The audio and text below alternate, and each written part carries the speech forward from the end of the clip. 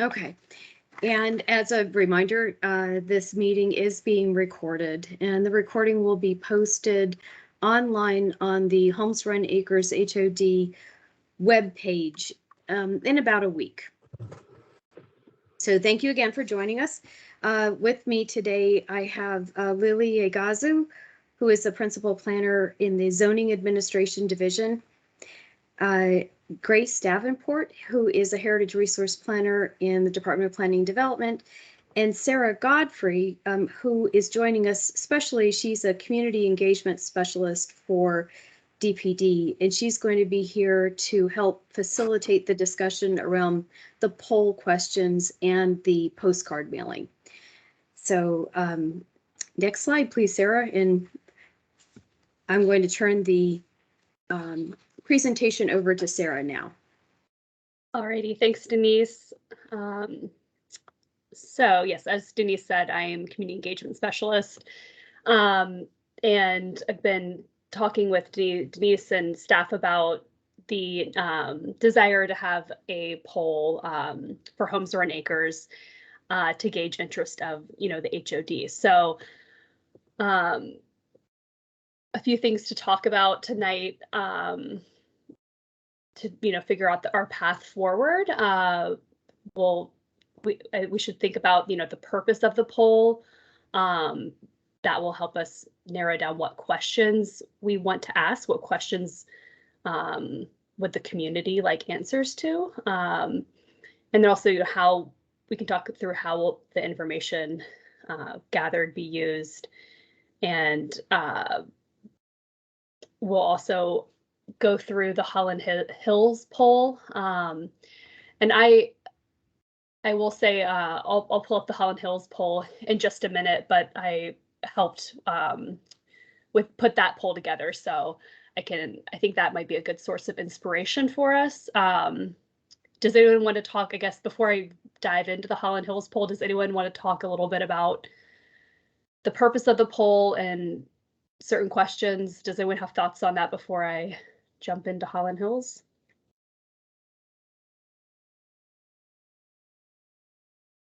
I see Edith has raised her hand. There we go. Hi, Edith. Okay. Hi, how are you? Hi. So I just wanted to say we requested this poll. As you know, we did a poll internally to just assess whether we as a community wanted to pursue the study of an HOD.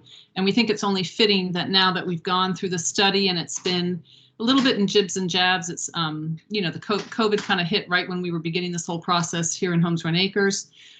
We've taken inspiration from Holland Hills as a fellow mid-century modern neighborhood, and so we've watched closely what's happened there. And I think that, we're a tight community, and we just want to make sure that everybody has a voice in moving forward in whether we accept, pursuing an HOD proper as opposed to just the study.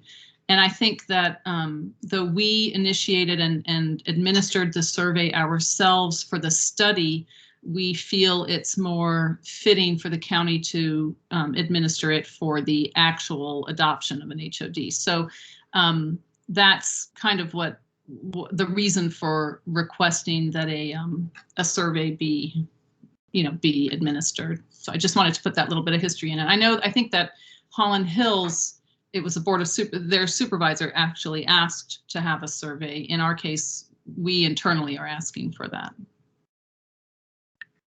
Okay, that's helpful. Anyone else have some thoughts? I dive into the Holland Hills poll. I will pull that up real quick. Might have to. I'm going to stop sharing and reshare real quick. I'm jumping from applications. Okay. Okay, so can you guys see this? Yes, we can see it, Sarah. Thank you. Yep. Okay, great. So this is what I would say is like the landing page of the Holland Hills HOD neighborhood poll that we put together. So there was a mailer that went out to everyone in the neighborhood, and it directed people to this website where they we're able to walk through, as you'll see, several different bits of information, kind of background information, and then ultimately navigate to the poll. So this was a letter that the supervisor of that area, that district, he included to give people some background information about just the history of the whole process for the Holland Hills HOD. And I will also put this link in the chat when I get a second, and then you guys can, look at this yourselves too. But wanted to point that out. And so you do have to scroll down and hit the continue button to jump to the next tab. So then we put together a little bit more detailed information with the map of the boundary, so people can, kind of see a visual of what that looks like, and a little bit just information about the authorization and the work group and the history of Holland Hills. And then we put together an FAQ. These were questions that were received frequently before we even got to the poll process. So these were just, kind of those hot, frequently asked questions.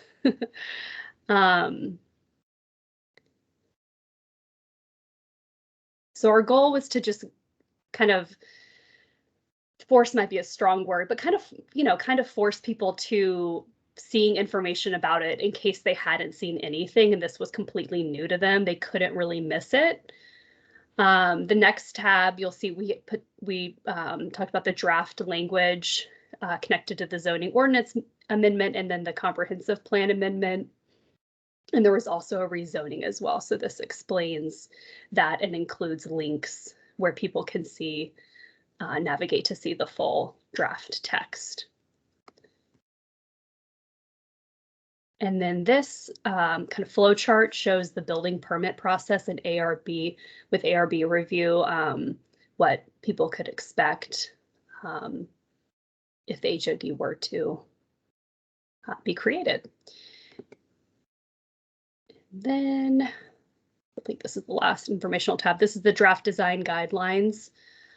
And it just talks about, what that means. And then there's a link to the drafted design guidelines where people can look and see exactly what they include. And then this is the survey section. So for Holland Hills, these asterisked fields were the ones that we required in order to make sure that we knew, who we were gathering information from. And we also used the information to, in the review process, make sure we didn't have duplicates. And this poll was limited to one response per property. So there were some cases where multiple people living at the same home took the poll. So we had to go through, thankfully, most of them voted the same way, but we had to go through and take some duplicates out. So, and then the supervisor also wanted to have this optional email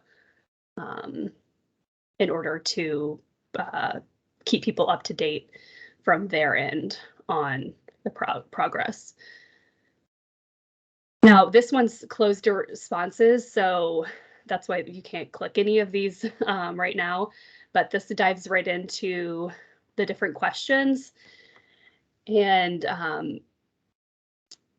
this one is about, have you attended or watched any community meetings? They wanted to gauge, just how informed people were and how engaged they were with the process of the HOD. And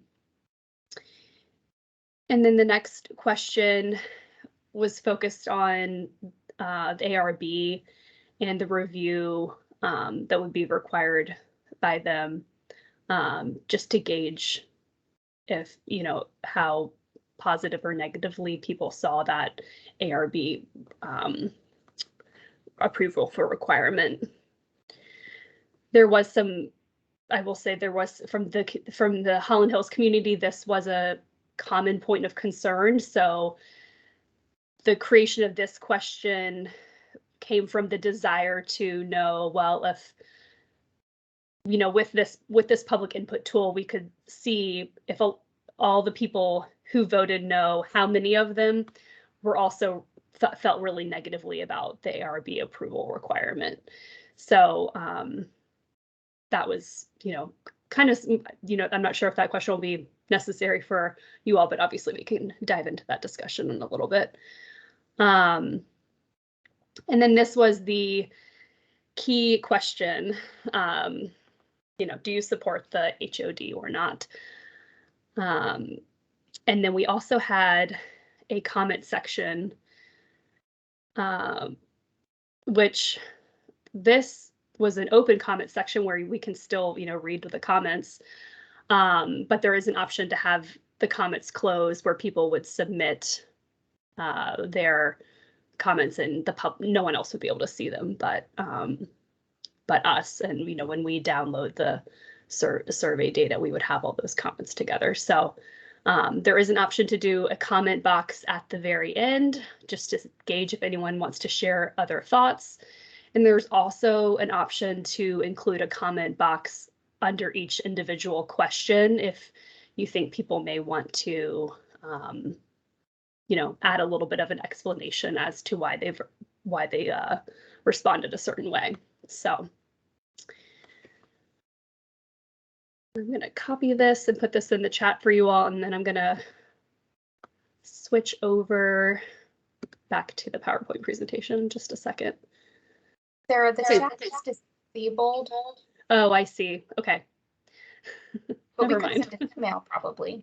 I can send it to the email, yeah. Yeah, we will email the group the link, and it will also be included in the minutes, which will be posted, or the meeting notes, which will be posted in the next week or so. So the public can look at that. Okay. Thanks, Sarah. Sure. Let me make sure I'm sharing the right thing. Yeah. Uh-oh. That's probably. You had it. Yeah, you had it the second time. The first time was the email. Yeah. There we go. Perfect. Okay, now you can see the PowerPoint slides. The PowerPoint. Okay, so I figure now we can kind of go through each individual question, talk through them. So if you all have thoughts on whether or not to include a question like this one, for example, or strong feelings to not include it, then we can just kind of, you know, get a consensus of what the path forward is, and, you know, go from there. So I will kind of open it up to you all to chime in. Hey, it's Sarah. I was just wondering what the purpose of this question would be. So for Holland Hills, the purpose of this question was to gauge the engagement and level in which people were informed ahead of this poll process. There was just a desire from, I believe, the supervisor of that area to know, I guess, how successful we were at informing people. So it wasn't, in my perspective, it was a like nice to know kind of question. But yeah. Okay.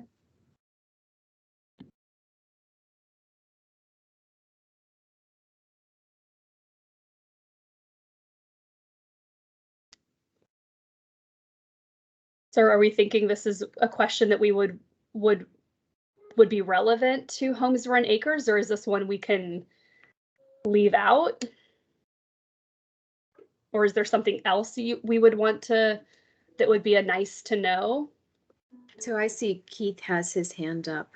Yeah, I can see why you as pollsters in the county may be interested in this. I don't really see the value of it from our point of view. If people didn't attend or watch any and are not very well informed, there's not much we can do about it at this point when this comes out. And so I don't see what it really accomplishes for us as a community. To my way of thinking, the only thing that really matters is the question about whether they support the founding of the HOD or not.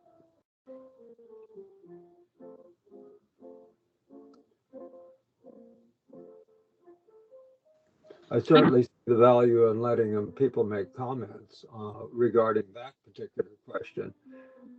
They might need to vent one way or the other. Mm-hmm. Thanks, Keith. So I think Edith was going to say something.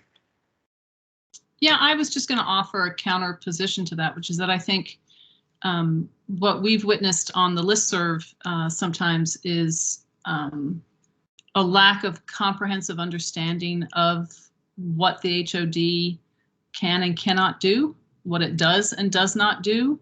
And I think in that vein, it is sort of important to gather how informed the people who are voting are. I mean, I understand Keith and Sarah's points that empirically, really what we're trying to ask is, do you or do you not support an HOD? And that's everybody's personal choice. So that's not something, we can't say, well, just because you're uninformed, you can't vote one way or another. But I do think it helps first push the point that, there's a lot of information to understand to be able to vote. And also just to understand what percentage of the people voting are, or would consider themselves fully informed or not. So I actually think it's a relevant question. I think what Keith was pointing out is that we all know that the attendance to these meetings from our neighborhood have been very slim. So I think we know the answer is that most people have not attended these meetings. Maybe they've watched them after the fact, but they're very long meetings and most people are not going to have the patience to sit and watch a 2-hour county meeting. I'm just being honest. I don't know if you're going to get an answer that's meaningful that you don't already know. My point is, by the time this question comes out, it'll be together with the question as to whether you support the HOD. And so in a sense, it's already overtaken by the event. What does it matter if we know now that people didn't watch or did watch? They're going to have to answer the question one way or the other. And I just don't see the point of bothering to collect the information. I can see what the county might want to, in terms of they in the future have other HODs and have a whole planning process. They might value that in terms of knowing how well the planning process worked. I'm just speaking about it from my own community point of view. I guess as somebody who sort of is spearheading this on the neighborhood side, I personally would be interested in that as well. And I think maybe I agree with Sarah that it's evident that partly COVID, partly a lot of other reasons, the community meetings haven't been well attended. But I do think some portion, there has been a lot of information posted to the website, and it has from time to time on the listserv. I've certainly fielded a lot of personal emails about this. So it would be interesting to know whether people support it or not, whether they are doing so uninformed or informed. So, I mean, I agree that maybe we're not trying to gauge how involved people were in the community meetings, but maybe it could be worded in just in terms of, are you aware? Are you aware of this? Have you read up on what the historic overlay district is? But I understand your point, so I'm not going to push it too hard. So perhaps tweaking the question so that we're not really asking about their participation, but their awareness.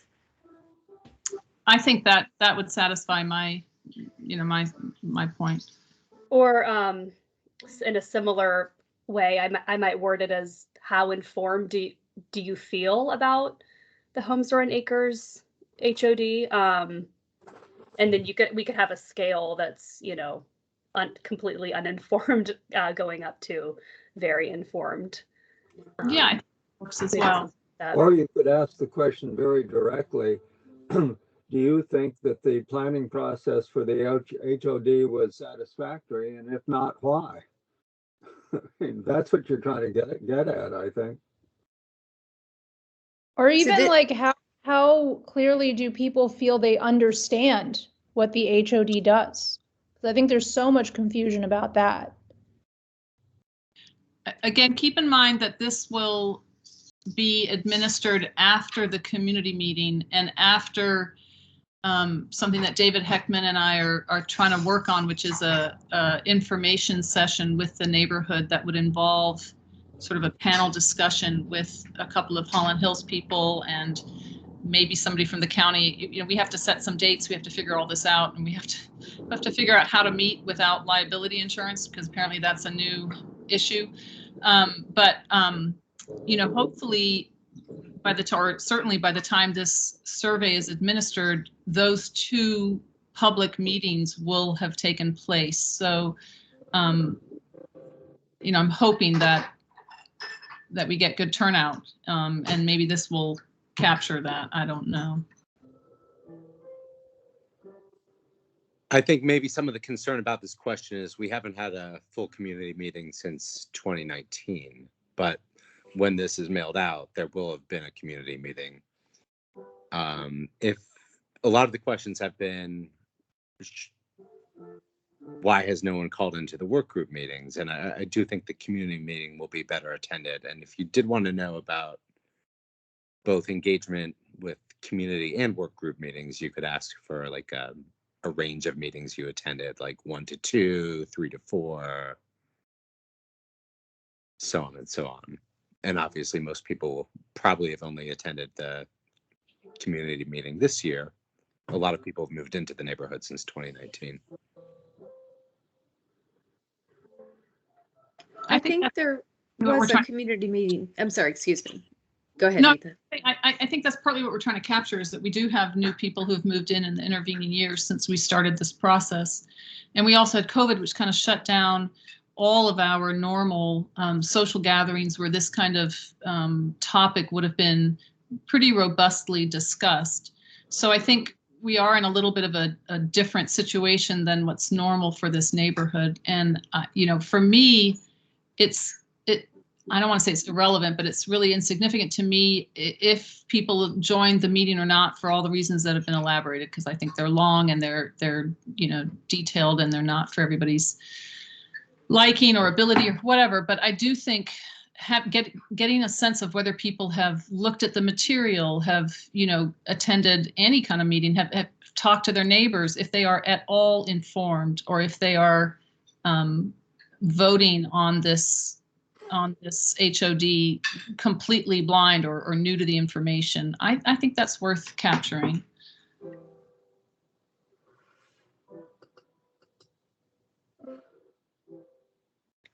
Okay, I will say too, one thing connected to, you know, how informed people are for us to think through is those background tabs of, you know, what information do we want to include ahead of time before you navigate to the poll. So we can certainly use the Holland Hills one for inspiration, but, you know, hopefully, you know, if you guys want to do something in a similar way, then in theory, they are getting to that poll tab and they shouldn't be completely in the dark. So.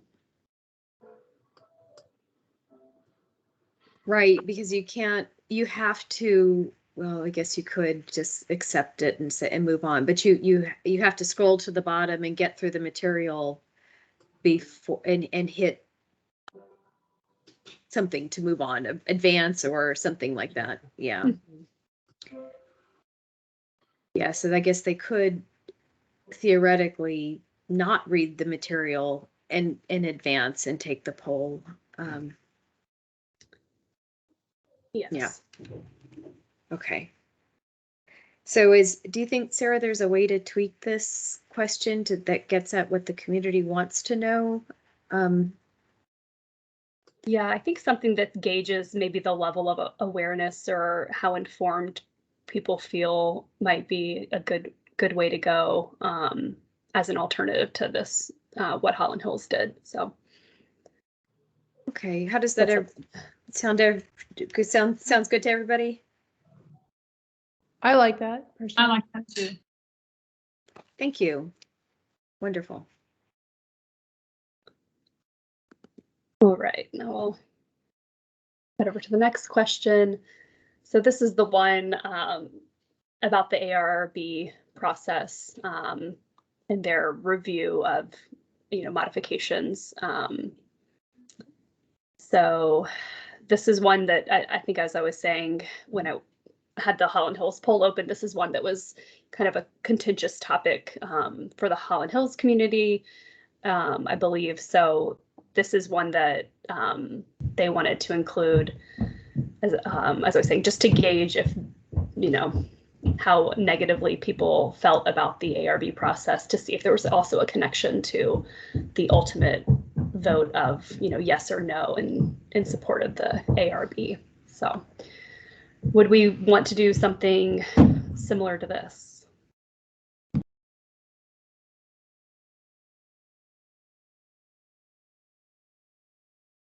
What other reason could people have for not supporting the HOD other than the fact that it has to go to the ARB?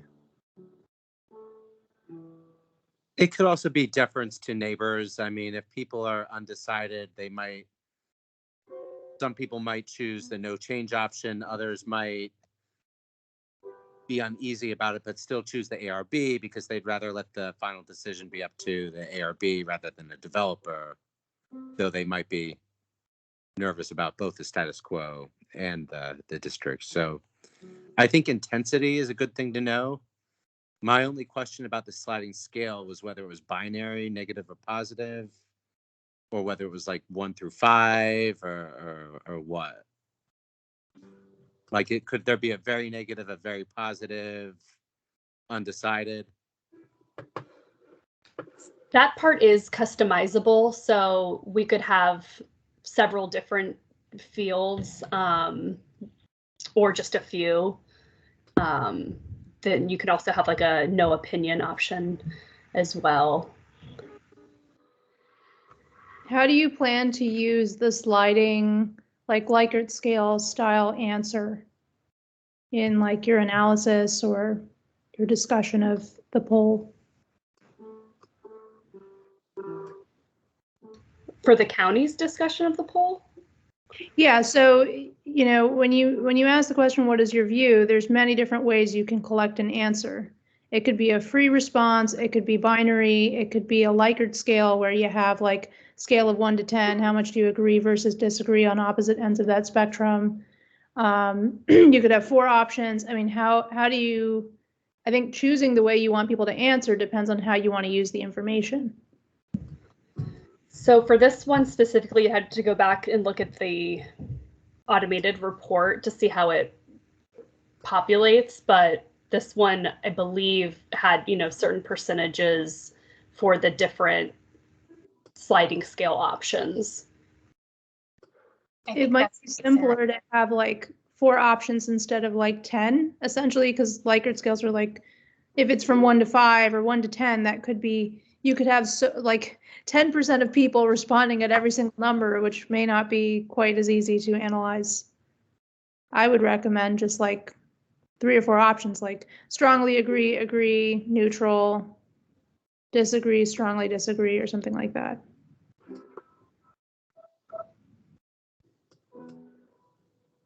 Or even agree, neutral, or disagree, if that's ultimately what you're looking for. I think the easier and faster this survey is to fill out, the more people will do it.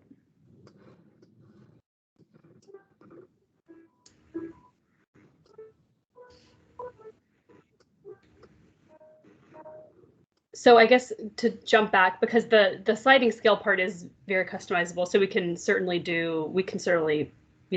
have fewer options there. But is there a consensus on having a question like this or not?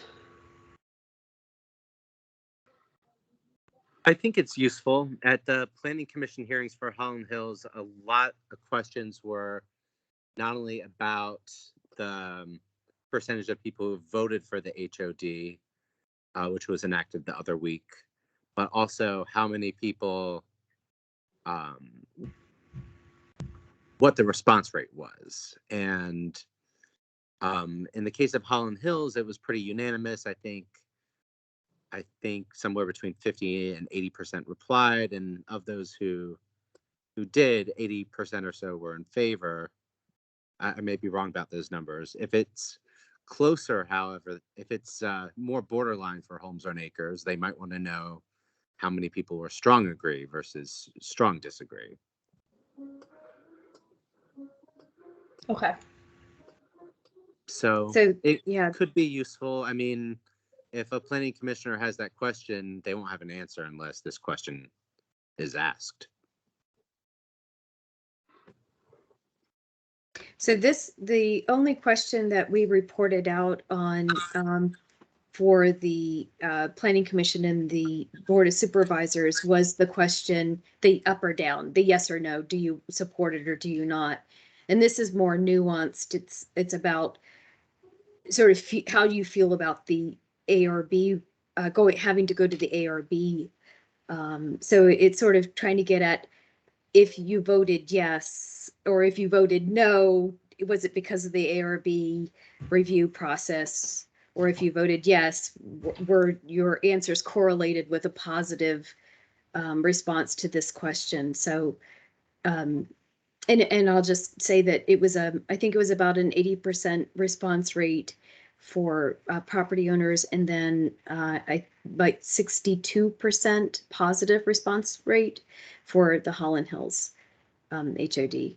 So, and it was, you're right. Thank you for mentioning it. I forgot to mention it, that we did pass the Holland Hills Historic Overlay District. It was approved by the board last week, and the design guidelines were approved by the Architectural Review Board just a few days later. So we have a new Historic Overlay District. So I'm going to be quiet now and unless you all can continue your discussion. And I do see a few hands up, Edith, Samantha, and Keith.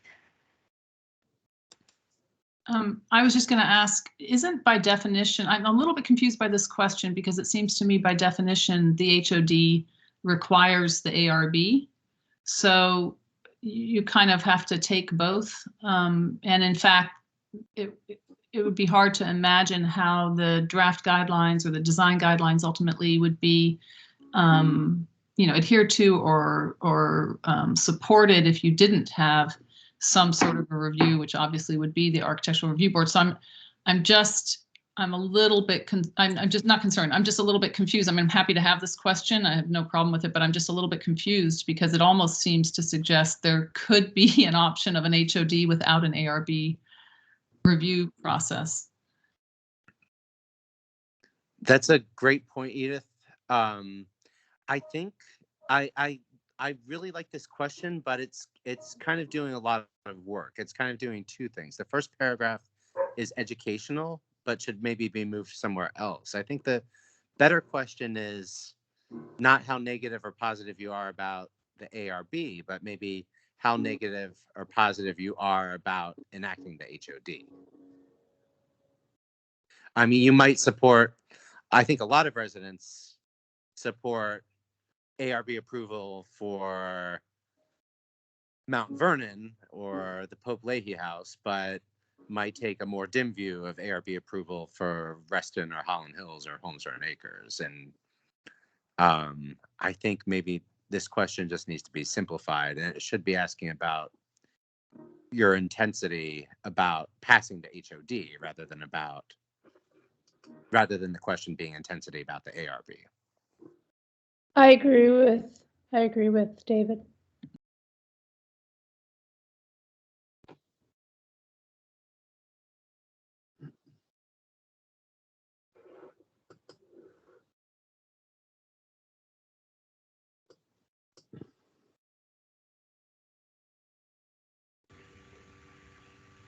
So was that David speaking? Because I can't see people. I can't really see people's names. I Sorry, just see yes, a little bubble.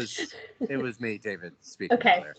I'm not sure I totally understood the question you were just saying in comparison to the ultimate question of do you support or not support the HOD?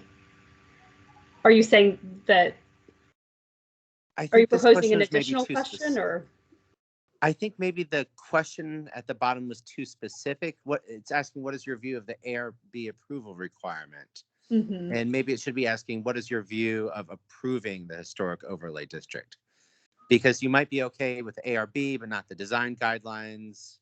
You might like architectural review, but not for a 70-year-old community.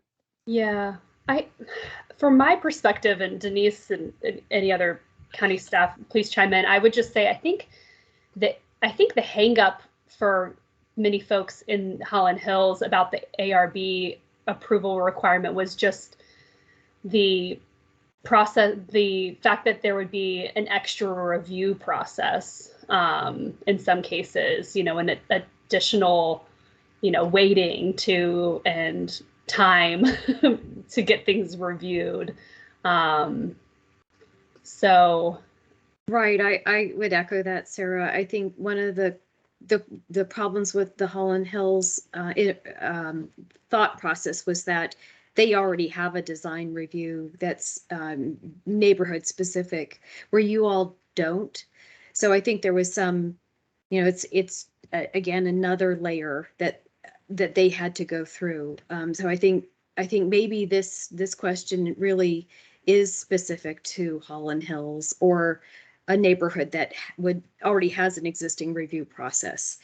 But I understand David's point about, I think what he's suggesting is for the next question, Sarah, having that a Likert scale for that rather than a yes or no, having it maybe, as Sarah was saying, a 1 to 4, something that's easily broken down into percentiles.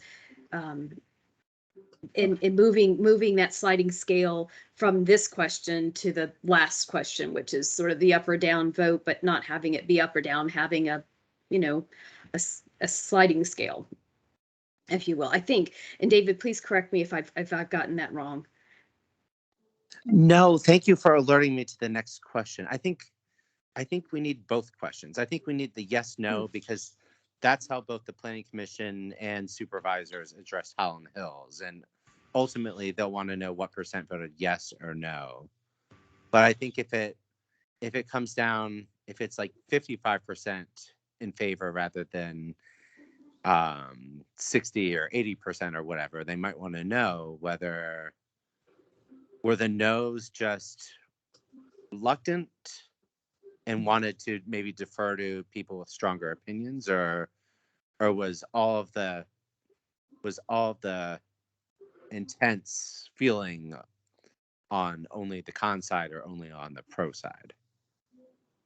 So it might be, if it comes up close to 50-50, the intensity may be something that lends context as to whether we should go through with advertising the hearings or not.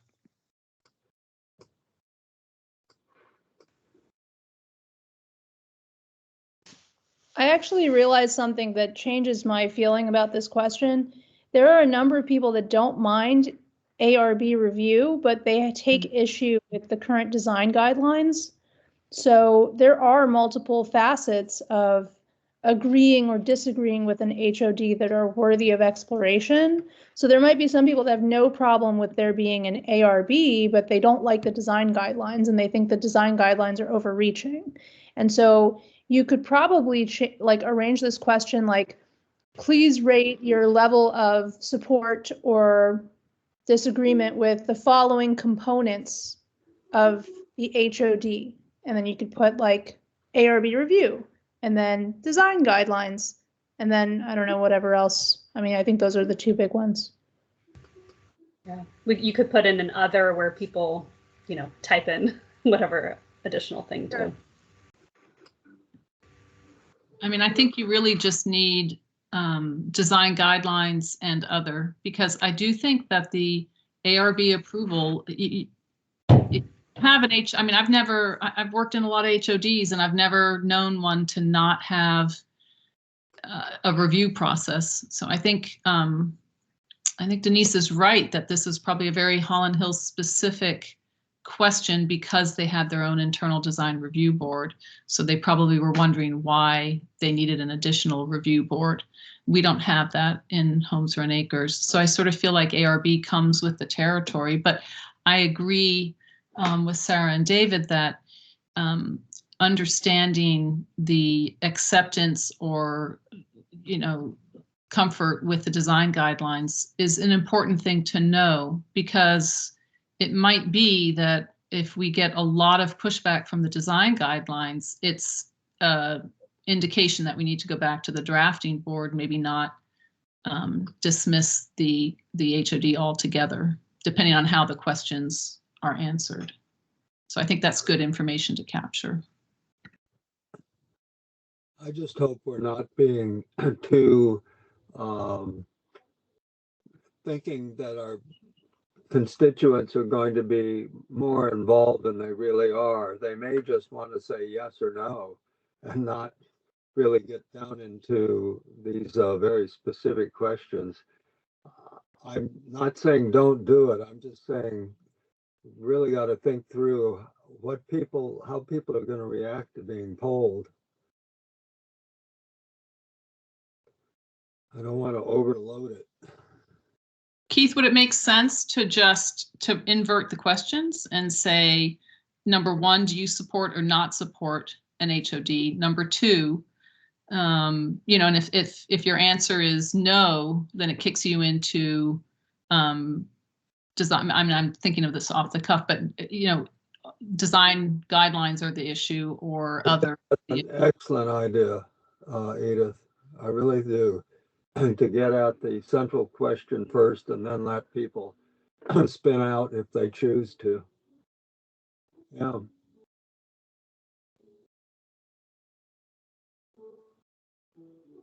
I saw Samantha Wong had her hand raised, and I wanted to give her an opportunity to jump in as the ARB member who might have some insight into this. Right. If that's okay. Yeah. I feel a little bit on the spotlight. So I think I understand the question. The once it's entered the HOD, the ARB review is definitely have to happen. So with all the discussion, I was thinking about to flip the subject, the sentence to write such as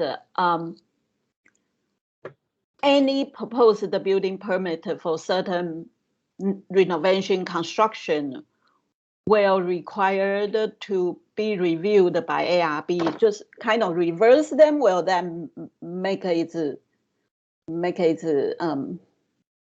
little bit clear? Just my thought. Not really know if that is aligned to the discussion that has been put in for. The second thing is on the sliding scale at the bottom, that's a positive and negative.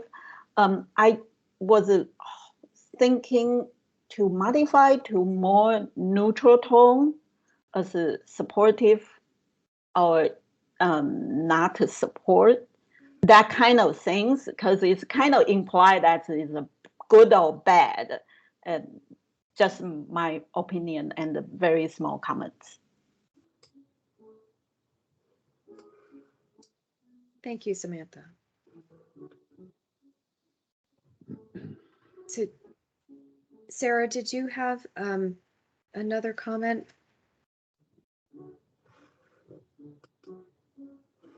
No, sorry. No, that's okay. And Keith, your hand is still up? That was from before. I didn't raise it again. Got it. So, yeah. Oh, Elise. Thank you. Elise.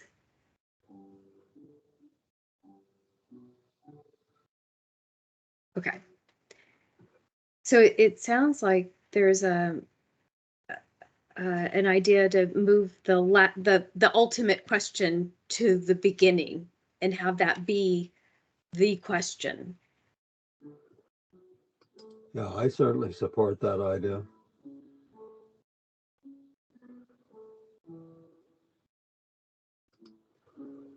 I'm looking for other input. I support Denise, it. do you hear me? Yes, that's fine. Yes, thanks, Elise. Denise, do you hear me now? Yes, we do. One thing I'm concerned about is your, I'm not going to, that you're so very concerned about the guidelines. Once you're in the historic overlay district, that's kind of immutable. But the guidelines can be adjusted. They can be rewritten before the historic overlay district is approved. I'm a smidgen concerned that people's concerns about the guidelines are based on drafts. Because some of the comments I've heard from the working group included things that aren't there anymore. So I do think the guidelines shouldn't be a make or break. There's something that can be adjusted and tweaked over time. We decide with the Holland Hills was we get enough comment and we're ready to go and try living with them.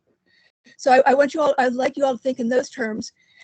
And if there's that much strenuous objection, it really needs to get back to staff so they can work on it to figure out if these things can be resolved. And they may be things that can't be resolved because they're things that the Architectural Review Board is going to want to look at. But I just think that there needs to be a little bit more thought into that the guidelines aren't permanent. Thank you, Elise. Thank you. Yeah. That they're not permanent. The Architectural Review Board is the one that they're the body that adopts the design guidelines. They do go to the Board of Supervisors, but the Board of Supervisors don't ultimately approve them. They were part of the staff report, but they weren't adopted by the Board of Supervisors. They're adopted by the ARB. And the other thing is that the design guidelines offer that flexibility where the zoning ordinance does not, and that's the sort of the difference, is that there is some flexibility in interpretation. They are slightly subjective, and they're open to the body interpreting them on a case-by-case basis because they're guidelines.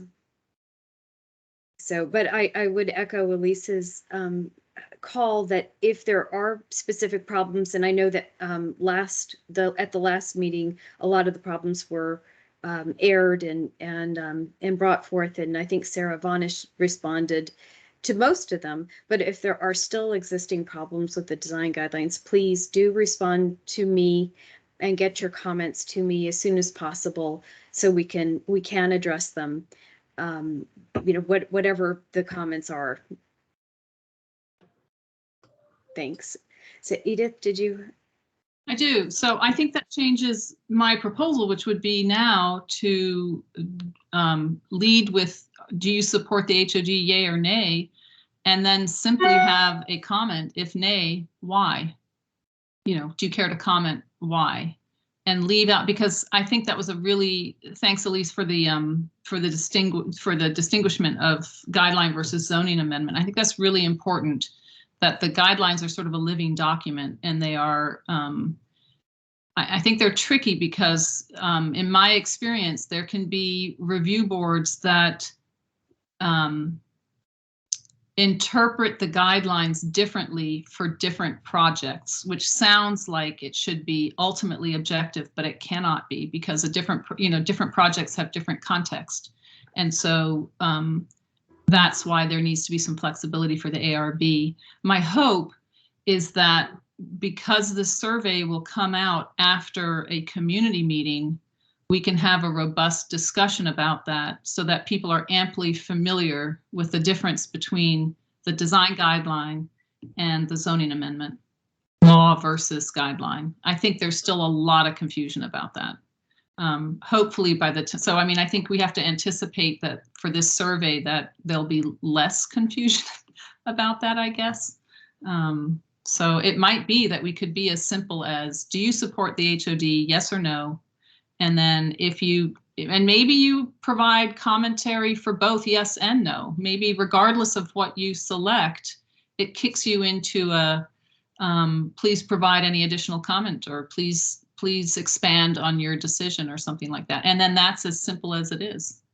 And that might be all the information we need. And you can sort out at the back end from those comments, how many of the comments talked about the ARB, how many talked about a design guideline. You pretty quickly will figure out which ones have more teeth than others. So that's my 2 cents. Yes, I will say for comments, there is a feature that with this program where like a word cloud can be created. So, if a lot of people are saying stuff about design guidelines, positive and negative, we will be able to see, how many comments with a negative sentiment about design guidelines were submitted and that kind of thing. So at any rate, we'll have plenty to share with you all.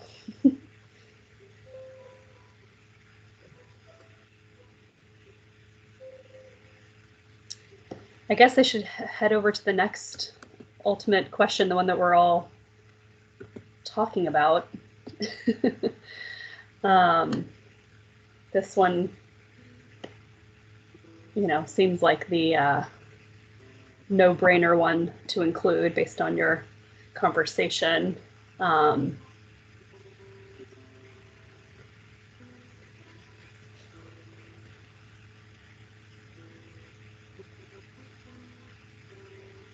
Are we, any thoughts on,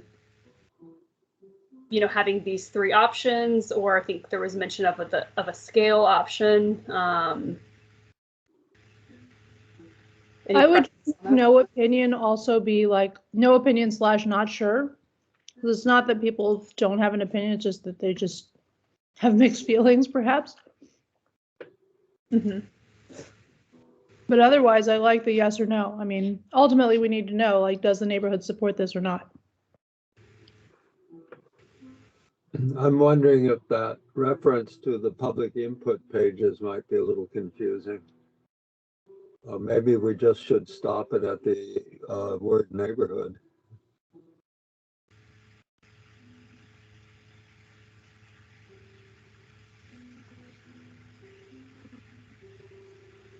I think, I mean, ultimately, you either read through the other tabs or you raced through it just because you strongly agree or strongly disagree and don't want to view the summary. So I understand the instinct to explain the question as much as possible, but I agree with Keith.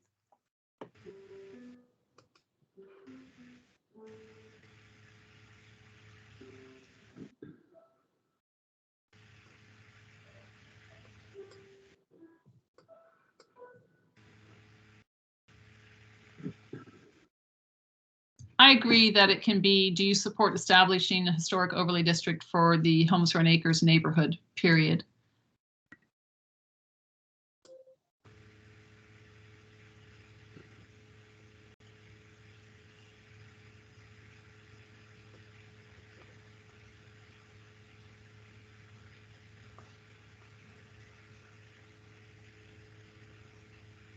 Okay.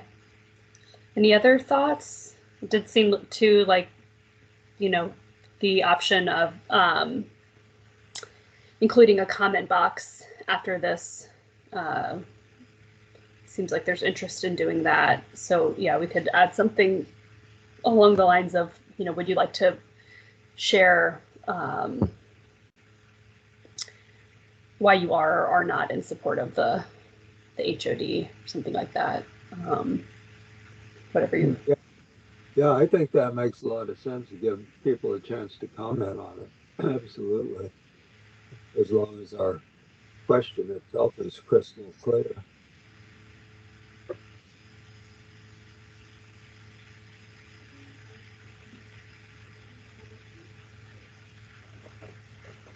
And this is more of a question because survey design is not my expertise, but I'm I'm used to seeing yes, no, and then no opinion last.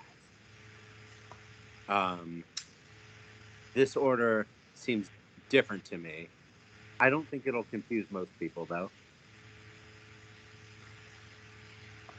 We can certainly move it around however you all would like it to be.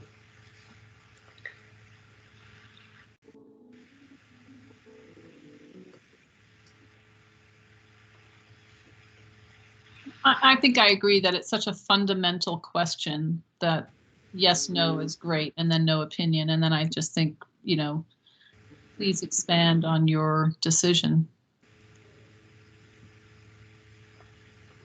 Okay.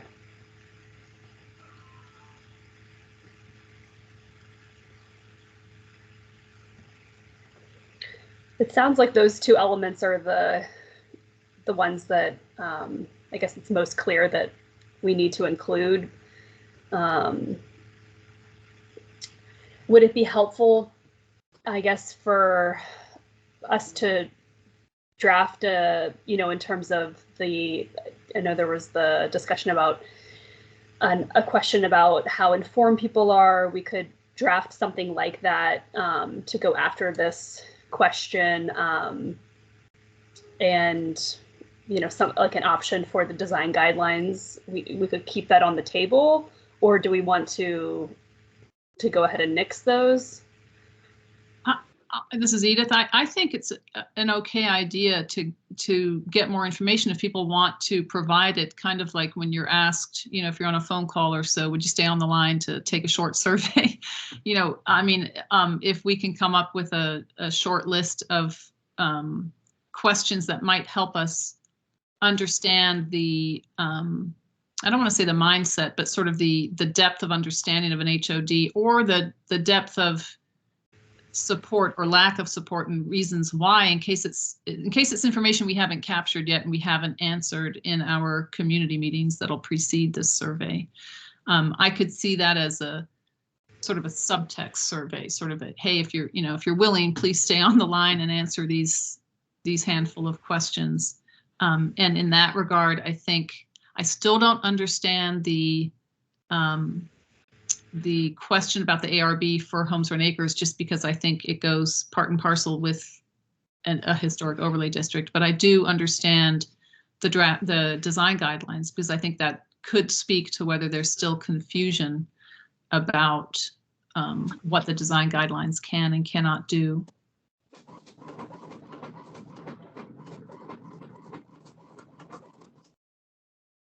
I have another question. This may be a question for Denise, but I know that in Holland Hills, I think a little over 10% voted by mail rather than online. And I was wondering, of those 10%, did any of them write comments, or did those people tend to not offer the same level of detail as people who voted online? I can jump in, Denise. Yeah, I was going to say I did not do that analysis. So, but luckily Grace is here. So yeah, thanks, Grace. Yes, some people wrote comments, some didn't.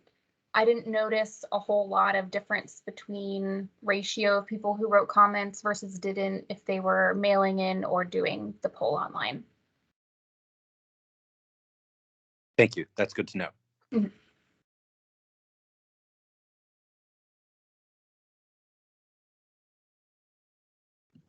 How many questions do we have to review here? We're on question number 3 and it's an hour into the meeting. I'm just trying to gauge how long this meeting might run. This is the last one. Oh, okay. Yeah. Next, we'll dive into the mailing and kind of the logistics. Okay. Yeah. So Sarah, I just want to say that we are offering these questions sort of as a straw man for you all to react to, but you don't have to use any of these questions. We just, you know, they're tried and we use them in Holland Hills, but you can come up with your own questions. It really is, you know, your poll, and we're just helping facilitate it. So whatever information you want to gather, you know, please let us know, and we'll help, you know, frame those questions and get them out to the community. we're just, we thought this was a good place to start since we have the questions already. But No, it I sounded like, that. I'm I sorry. just didn't know if we had like 3 questions or like Oh, 9. yeah. You Just know? three. Yeah. But if you all wanted to ask more, it sounded like there might be some follow-up questions after this initial question, or 2 questions that you've determined that there might be follow-up questions about the design guidelines. It would be good to work through whatever questions now, so that we can come back at the next meeting and you all can approve what we're intending to put out.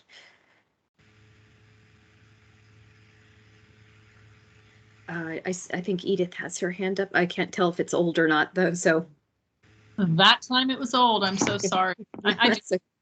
Since I have it on, since I have the mic on, I do think that just the simple yes, no opinion, and then comment on that really might suffice. We might capture everything that we're trying to capture by pointed secondary questions just in that. Just keep it super simple and really put the focus on the recap and the clarity of information at the front end before they hit the survey. So sort of a rehash of what they will have learned in the community meeting.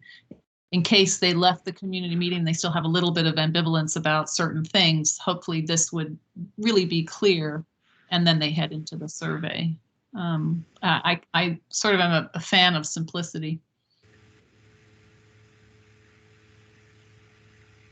I hate to dwell too long on the questions, but maybe a yes or no plus on the HOD plus yes or no on specific components might be better than a scale, because that way we would know why people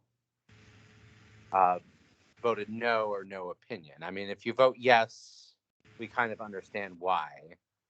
But if, say, 45% voted no, it might be good to know why before knowing whether we work on addressing their concerns or whether maybe there just is a philosophical difference that can't be addressed. So, I mean, we could have approve or disapprove on boundaries, approve or disapprove on building height. A lot of people who are against the HOD are against it because it may not do enough. There's, I think, a very common view that if we're going to add additional complexity to the building process, let's make sure it's really hard to tear down a home. Let's make sure it's really hard to build above 20 feet. Let's also protect the homes on Upper Executive Avenue. So I don't know how people feel about having a bunch of quick yes or no questions that are just a few words long versus having 3 or 4 questions where you can voice your degree of approval or disapproval. But I wanted to throw that out there.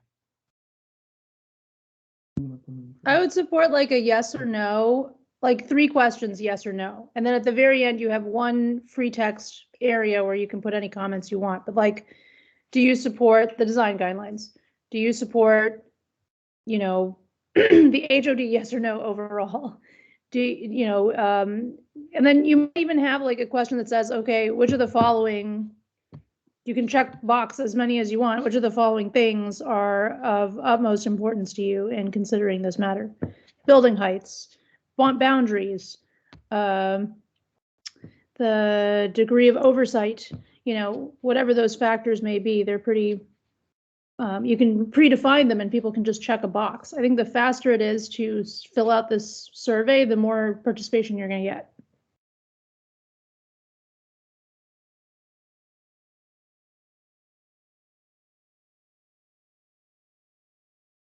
But I guess, Sarah, to an earlier question, if people support the HOD, then the design guideline, isn't that redundant?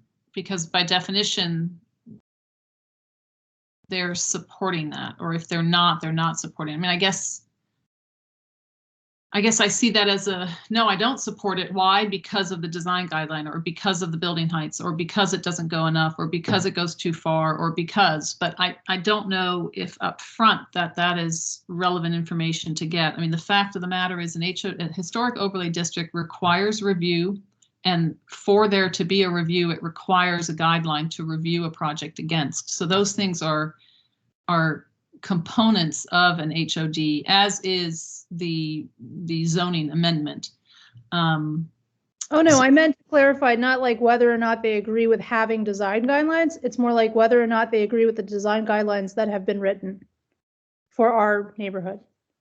So again, that would be a secondary question to whether they support the HOD or not, right? So, because if they say, if you, I guess what you're saying is there might be people who support an HOD but don't support these guidelines. Is that what you're saying? Oh, yeah, no, I think there's a number of people who've been on the listserv saying like, I would want this, but I read the draft of the guidelines and they're just, they're so X, Y, or Z, and they've complained about like lack of clarity or overreach, or it's too detailed, or I don't know what's actually a consideration for the ARB versus just friendly advice. So I think that is a big consideration. But again, like if you support the HOD, like that's all we need to know for people who support it. If you don't support it, then I guess that's valuable to know why.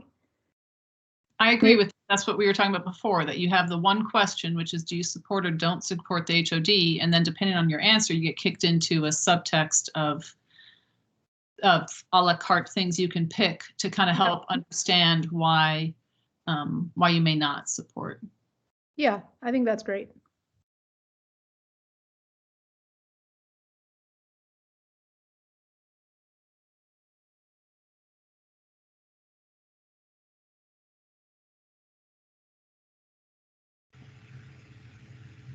Samantha? Yes, I do have a question. So let's say I answer the second question and then I read the third question and I think, maybe I want to go back to change my second question's answer. Can they do that? They can go back and change the response as much as they want until they hit submit at the bottom. I see. Yep. I think that's good.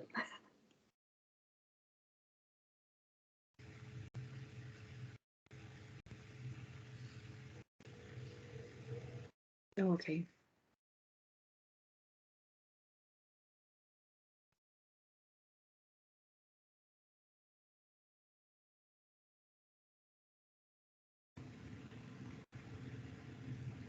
Denise, should we move on to the mailing or? Sure. Well, I guess, do you have clarity, Sarah? Because I'm not actually quite clear whether there will be just a comment box for open-ended responses if you chose no, that you don't support the HOD, or whether there'll be a pick list as to what your issues are with the HOD as it's been expressed if you chose no. So I'm not sure where we landed. Do you understand? I thought the consensus was to go with the comment box, but maybe I'm wrong. I think both were discussed, and I'm not quite sure where we landed. Oh, I'm sorry. I thought I had my camera on. Yeah, so if we are going to go with a pick list, or if you all would like to go with a pick list, I heard building height, homes on upper executive, demolitions, design guidelines. I heard a bunch of topics being thrown out, but I think we need some clarity over like what it is that you'd like specifically for people to choose if they choose no. What are those things that you'd like listed out for them to respond to? Oh, Lily has her hand up. Hi, Lily. Hi, Denise. I just wanted to add to your question. If we so we can think about what if we have a pick list, what we would put in that pick list. For example, if we may need to figure out if the pick list will show up once they say no only, or is it for yes? And then if we have a list of items, for example, if we say building height, if we say design guidelines, if we say any other thing, and let's say someone that says yes picks height, does it mean they want it? It doesn't really clarify whether they want additional height restriction, or are they saying yes because they're okay with having the height. We may have to narrow it down and make sure that, or the same thing if they say no, they're saying no because they don't want the height they don't want any height restriction, or they're saying no because they would rather see a height restriction and there's no additional height restriction. So it might be it may be open to interpretation unless it's an open-ended comment box where they clarify why the reason why they don't want to support the HOD or why they support it. That's something maybe we should clarify. Maybe Thank we should you. have a comment box. I think it would be less complicated. I agree, yeah. But I wanted to hear from others too, if there's maybe another way we can identify the issues for them. But I think having the issues be explained in a comment box might give us a more informed additional information than just picking from a list. In a pick list, right? Exactly. Because I think when once you start going down the pick list, then you really have to be explicit about what you're. Yes. Yeah. I see your point. I would agree with that completely, because I think that if you do the pick list, you run the risk of leaving some things out. Yeah. But also, you might run the risk of getting people who sort of worried that they might not have thought about something. I think what you're really trying to do is just capture the person's decision making, and they will elucidate whether they, how they come down on height, if that's an issue for them, or how they come down on the guidelines if that's an issue. So, sometimes I think checklists are good because they are prompts, but I think in this case, since we're asking to vote on something, that's tied to their property, and we've had a community meeting, we've had a recap prior to the survey of that community meeting and of the specifics. Maybe it suffices to just have the question and then just have a comment area for people to elaborate on their decision. And one follow-up question I wanted to ask was, do we want to put a limit on the comment box based on some previous surveys we've done? Even though this is a very small community, the other one was county-wide, we did get some people went in and put in comments that were not even related to the question that was being asked, and I was wondering if it would be beneficial to put a word limit count, or you're okay with it being unlimited and we want to capture as much information as we want. Open-ended. Provide. So if I can ask a follow-up question, Sarah, was there a limit on the comment box for Holland Hills, the character limit? I believe it was the default that public input has, which might be like 1,000 characters or something like that. So yeah, I think it was on the high end. We did not have, I don't think we had many comments at all that were more than a couple sentences. Okay. Yeah, I was going to ask Grace, since she did that analysis, whether she saw a lot of wordy responses, or, I mean, I think because it is specific to Holmes Run Acres and it's not the whole county, we're not opening up to everybody's opinion about everything in the county. It's, very specific. That might help. Grace, what was your experience with the Holland Hills? I did not really read the comments because they weren't a part of the yes or no, so I can't answer. Got it. Thanks. I would hope it's not an issue and that folks can feel free to elaborate as they need. I mean, I know that probably puts a burden on you all to read a lot more, but I do think some people get to the point quicker than others. So in this particular case, I think it's pretty important that they be given the opportunity to express what they're trying to express.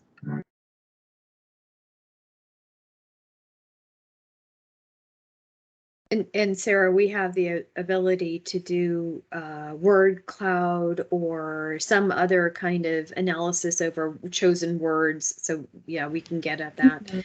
Yeah. Okay. Yeah, there's a sentiment analysis too. It'll say, you know, this many comments were positive, this many were neutral, this many were negative. Yeah, there's, yeah.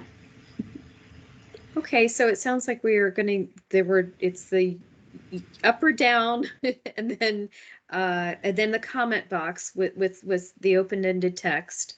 And then the one, this other question about gauging feeling informed. So we have two questions. Does everybody have a comfort level with that? Maybe raise your hand. Sounds okay to me. Okay, Keith, thank you. Oh, okay by me too. Great, thank you. Yep, I see raised hands. Great, thank you. Okay. All right, and Arvidas too. Okay. All right, so I think we are ready to go on. Thank you, Sarah, and thank you everybody for your participation. That was a really helpful conversation. All righty. So now we'll talk about the postcard that will be mailed out to everyone, and I will show you all a mock-up.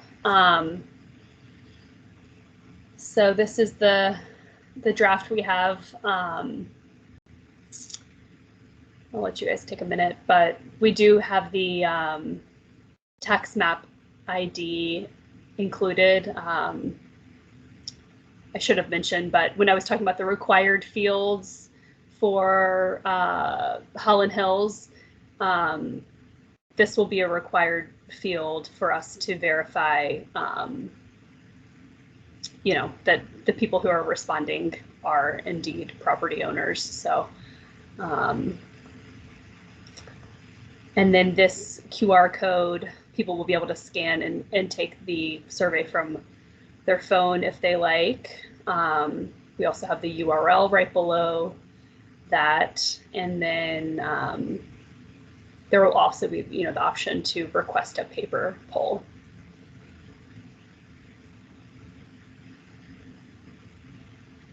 Looks good to me. Right. So Oh, how Could do there be, how do they request a paper poll? How does that work? the paper poll request. Mike- Oh, it can be done by my by question email. is the same as Keith's. Almost everyone has access to email, but you never know. If someone only has one device and it's broken, we might want to offer a phone number too. Just to be totally inclusive. I mean, that's the point of the paper ballot in the first place.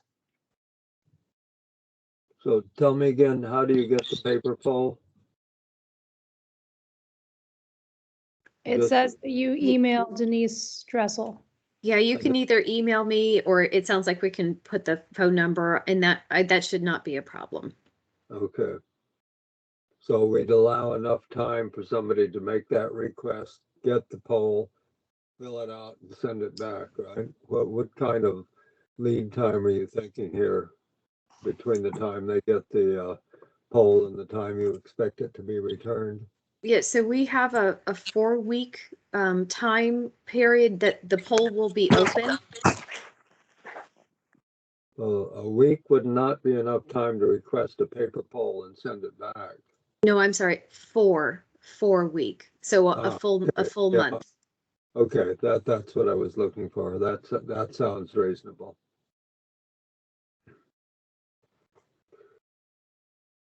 I just always worry about the people who are hiding in the weeds who don't do internet. Mm-hmm. Yeah. Well, because this is a mailing, hopefully, they're still doing mail, and they should receive this in the mail. And I think it's attractive. I think it's eye-catching. I think is. yeah. I And think I that think David has a real good point about adding the phone numbers so that they can do it off the internet if they need to. absolutely, yeah, no problem. I think that's a good point too. I can see people reacting to the QR code now. Oh my God.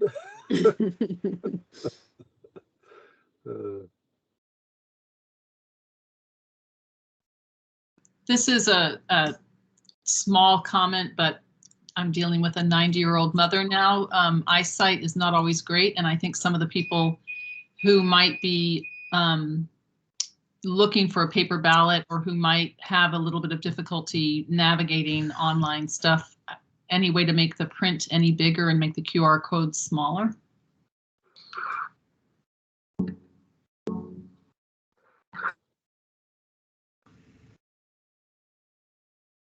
Alrighty. Can certainly play around with the formatting.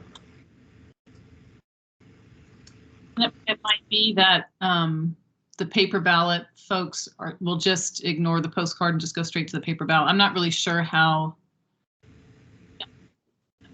Ask our working group. I think we might end up needing to promote this and just sort of keep an eye out. We have a general sense of some of the people who are probably not super,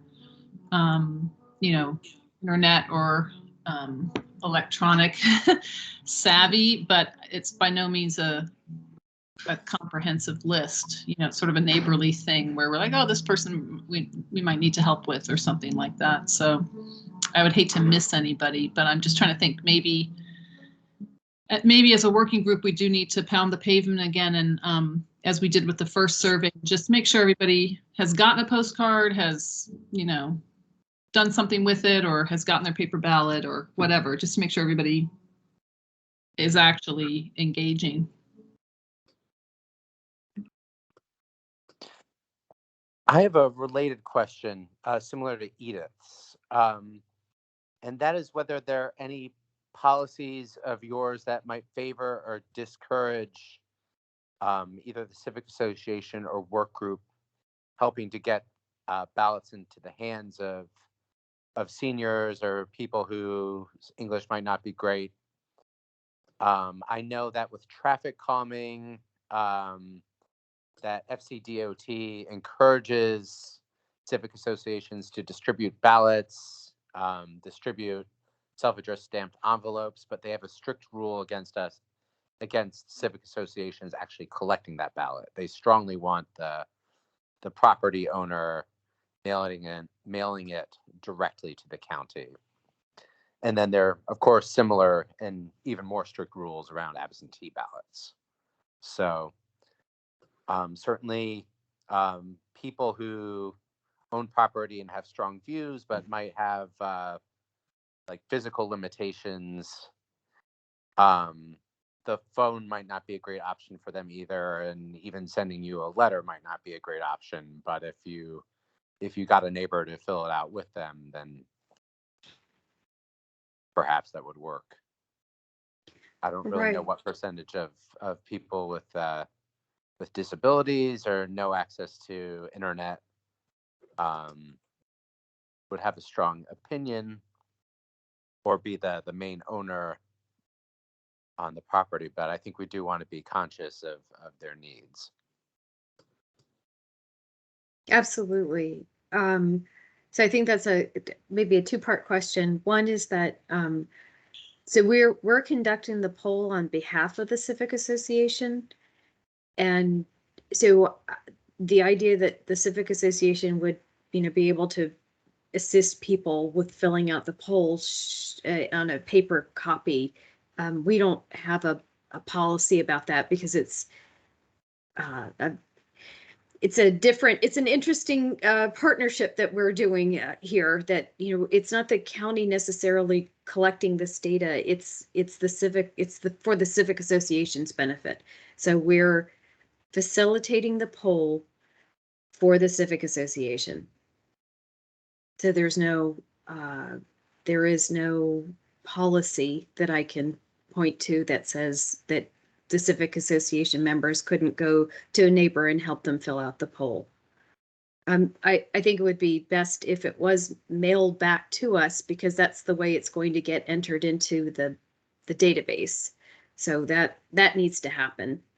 But you know, the idea that you would help somebody mail it, you know, that you're going to have to do that. So, and then your second part was helping. I mean, just generally, David, just to underscore that, you know, we have to rely on you all to do this legwork for us. The you know, the knocking on the doors and the handing out paper copies and helping your neighbor, you know, all of those things. I think is something that we, you know, not expect, but you know, that's the only way that we're going to know that people have responded is by you all doing that kind of legwork for us.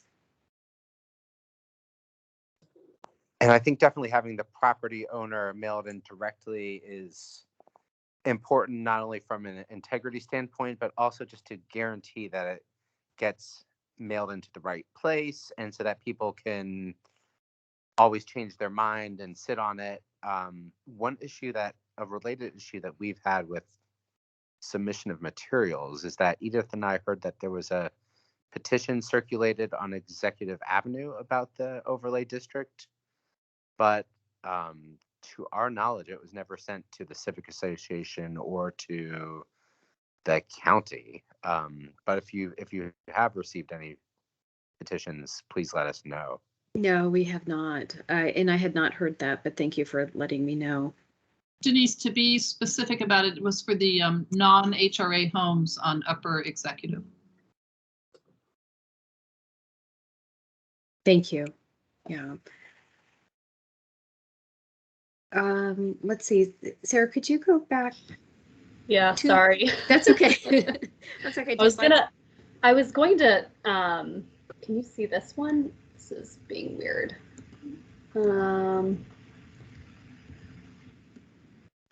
We're at the first slide. Let me try this again.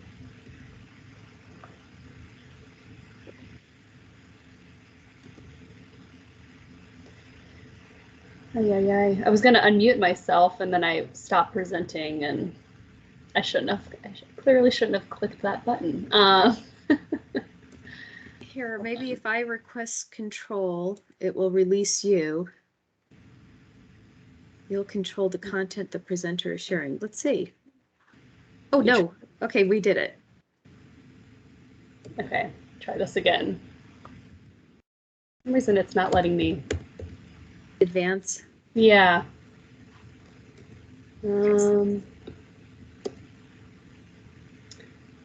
Sorry. I might just have to do. Yeah, let me see. Don't do anything, and let me see if I can do it. Okay. So it says I'm controlling, but I'm not. Never mind. Oh, allow. I just allowed. Okay.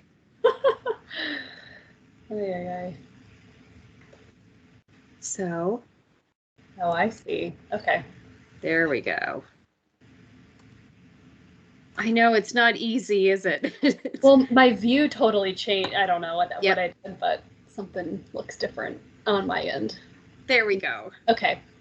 I was just going to point out with the discussions of accessibility and people who are disabled, just that the tax map ID is going to be that, you know, that's kind of the unique ID code for everyone that will have to be entered in when they take the poll. So I just wanted to flag that. So if someone is, you know, knocking on a neighbor's door, they will need that ID from their postcard to reference and include.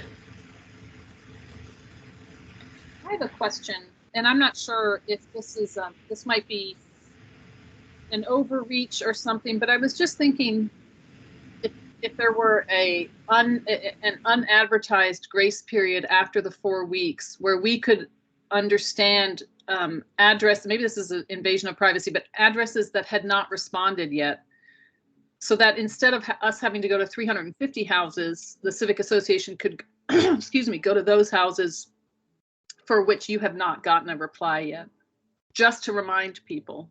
Would that be something we could do? Because that would mean we wouldn't have, as a civic association, we wouldn't have to hit 350 houses. We could hit however many haven't replied, however many properties haven't replied. Sure, I understand the question.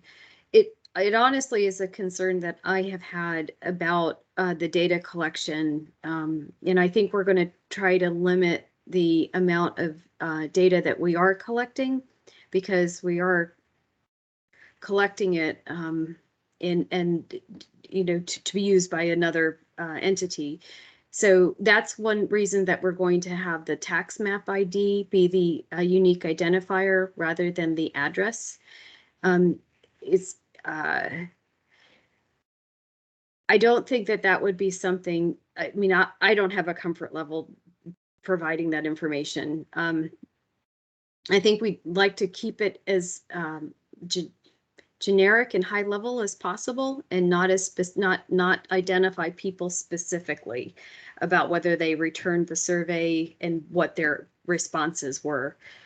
I don't mean to gather any of that information. I mean just to simply know on Executive Avenue, these are the 6 properties we haven't heard from yet, just to make sure that we can go back and say, hey, you know, you have another week to, and they might not want to answer. They might just want to be agnostic, and that's fine. But at least to kind of go, just want to let you know that you have another week to put in your answer. Not capture if they're yay or nay or anything like that. Just to be able to have less than 350 houses to go to remind.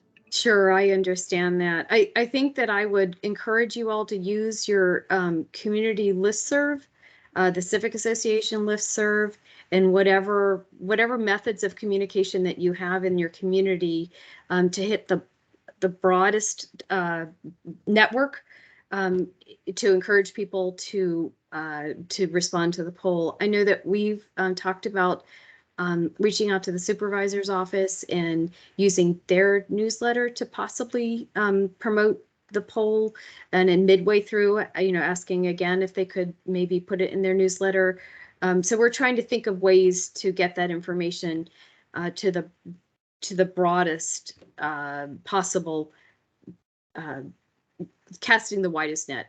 I don't. Okay, appreciate that. Yeah, I was just trying to think off the cuff. I mean, as I said it, it sounded like that might be an overreach, but I'm trying to figure out a way to make sure I so often people's responses to anything are, oh, geez, shoot, it went to the bottom of my pile, or, you know, unintentionally answered. Yeah, absolutely. And I think framing your broadcast when you are asking for participation is, you know, that way, like, did this end up in the trash? You know, dig it out because it has your code on it, and please take the survey. So right. Yeah, understanding that people's lives get busy, and we're going to hit at an odd time too, sort of like the beginning of the summer. So I guess lives are always busy, but and I think we're leaving it open for long enough, and we're going to rely on you, as I said, you, the work group members and the Civic Association, to make sure that you're, you know, touching base with your neighbors and reaching out and doing that, those pushes out through your newsletters and whatever listserv. I heard Nextdoor being used. You know, I think that would be an opportunity for people to, you know, promote the poll. Yeah, the one thing that I did want to echo, Sarah, we are using that tax map number. So I think that last sentence we may put in bold, to verify your poll responses, you must type your property's tax number.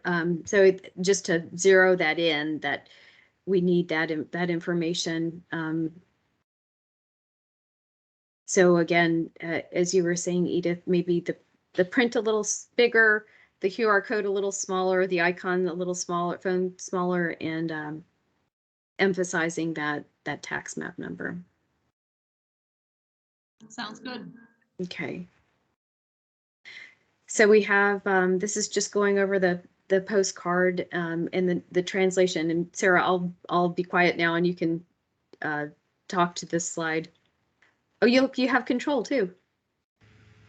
Yes, but for some Okay. reason with you in control, I couldn't unmute myself. So I don't know what's happening. So I'm just gonna leave it like this. So so forgive me because I'm falling apart. Okay, so this just kind of is the key points of the poll. We just mentioned the QR code that's included on there, and the tax map ID number, that's this parcel number. And so there will be one vote counted per parcel number.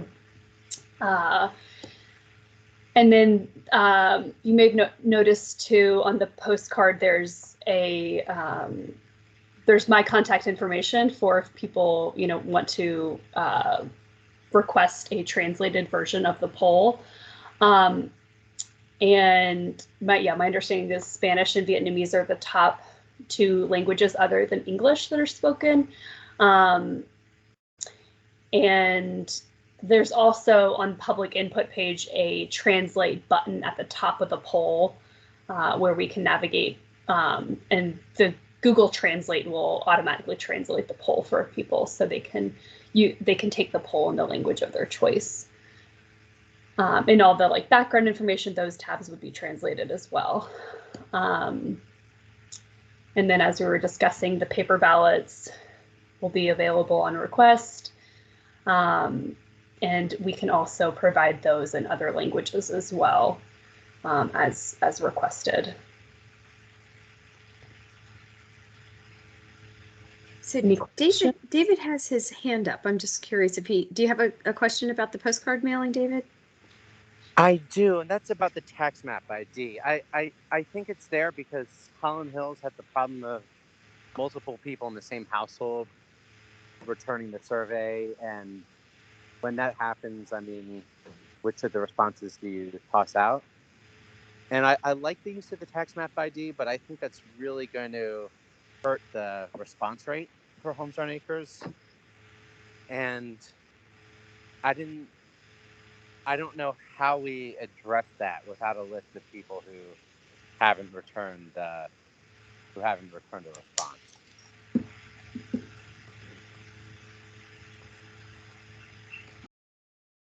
So,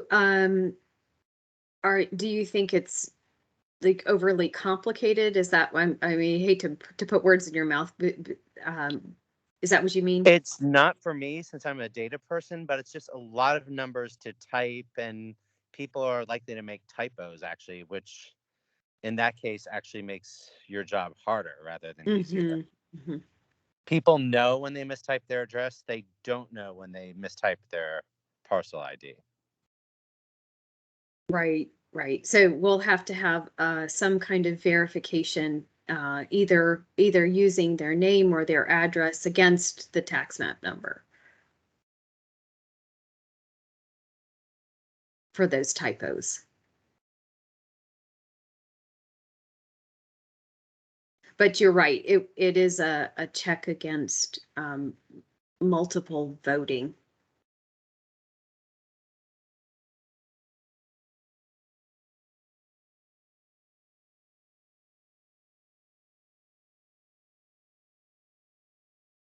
I hope I answered your question. Yes, that helps. I'm just worried that we're going to have a poor response rate due to the requirement to find your tax ID, which is something most people, no people know. Yeah, it is printed on the postcard. And if people call, let's see, We can always, if they give us their address, we can give them their tax map number. Yeah, on the poll, where it says, the tax map ID, we would have that field for people to enter it in. We could add a sentence of, if you're not sure if your tax map ID is located on the postcard sent to your home, if you cannot find your tax map ID, insert contact information there. That could be an option.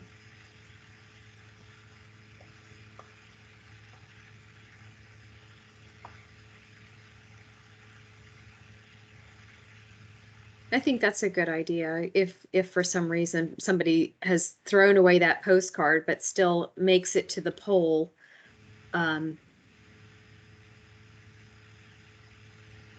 we can direct them if they don't have their tax map ID. So we are definitely relying on this postcard, though, to get people to the poll, because the postcard's going to have both the QR code, the web address, the URL code to get to the poll, and the tax map ID number. So the postcard's a pretty critical piece. Edith? That was going to be my question. Small houses, lots of mail. If somebody loses theirs, I kind of had always hoped that I could just put the URL up on our website and direct people to that. I can see a flourish of people on the listserv saying, hey, I don't have my postcard. How am I supposed to do my survey? And I'd love to be able to point them to something. It sounds like we still can, but it means pointing them to Sarah or you. Is that right? Okay. I think that's important. Yeah, I think that would, I mean, that's the workaround. And that's the only one that I can come up with. Unless we somehow post the tax map ID numbers with the addresses.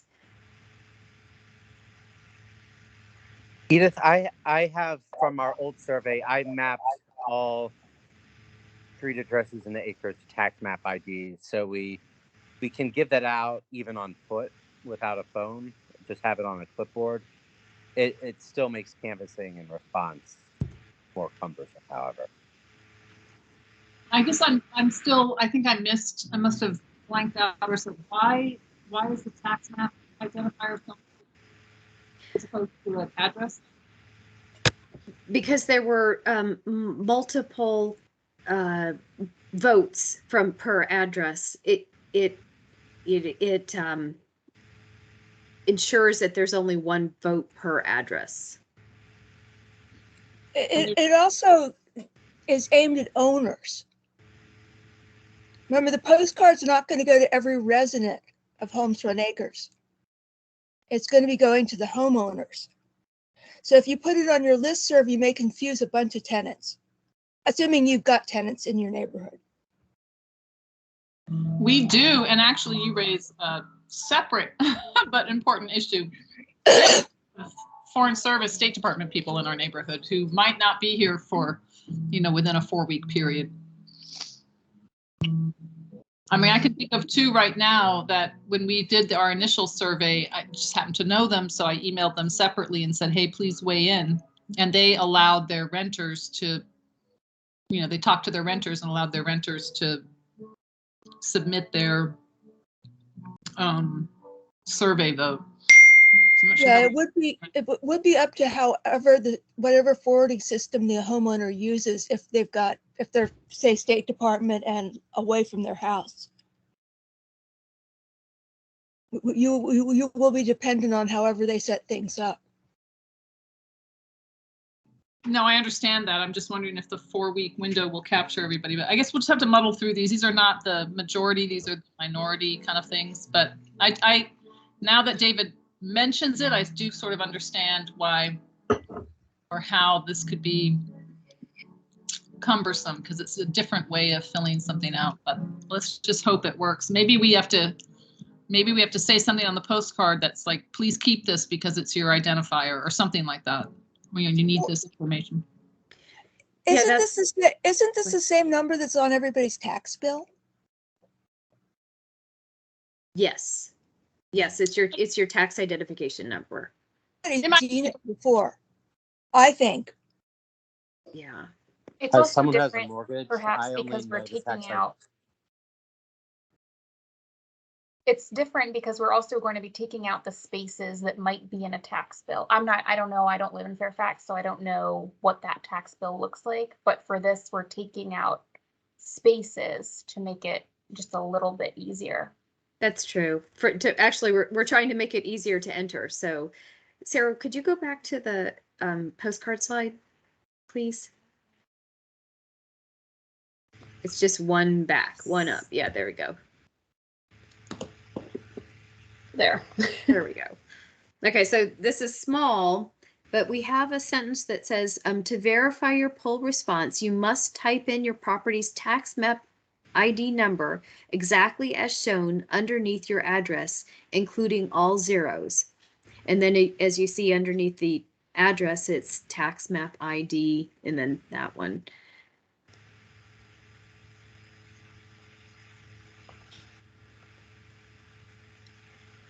Maybe we just need an asterisk underneath that says, please keep this. You will be required to enter your tax map ID for submitting your survey, just because it's kind of out of the ordinary, I think, for people to know it, to have it identified, to access it, to have to implement it. It's a bit unusual. What if we put it in red, as we've done with the date at the top? We put that in red to indicate that that's the due date, that's the day that the poll is going to close. Would putting it in red, yeah. Because it calls it out as important information, but I think it's still important, from looking at the postcard and reading the postcard, it is not immediately understandable that you are going to need that tax map ID. Okay. Idea whether this is something on the sending side that was important, or if it's something that you need to capture in order to answer the survey. Got it. I certainly didn't pick up on that the first time. So if it is something that we need, that everybody needs in order to answer the survey, I think it's important that that be indicated. Okay, understood. So Sarah, does that interfere if we put pre-printed above the universal wheelchair ADA symbol, if we put a pre-printed block, do you know if that would interfere with the address? I think it should be okay, but we'll have to confirm with the print shop. Okay. To know for sure, and I guess the mail shop too. I guess another question: do you switch the? Do you put the QR code and Scan Me under the address somewhere above the wheelchair and move the tax map ID with a note that says you will be required to enter your tax map ID : and there's this is your specific tax. This is the specific tax map ID that you will be required to enter in your survey in order for your survey to count. And have that be as part of the text on the left side of the line, and then move the phone and QR code to above the wheelchair. I don't know. Maybe I'm splitting hairs. No, I think it emphasizes it. I see what you're saying. Yeah, I think we just have to check with the mail room because that tax map ID is a unique thing like the addresses. I'm not sure if it can go on the other side, when they're printing all of them. Understood. I'm just not sure. Yeah. Yeah. Because it goes with the address. I understand that. Right. And it changes. So each one, where the information on the left can be done by the print shop, where the information on the right is done by the post room, the mail room.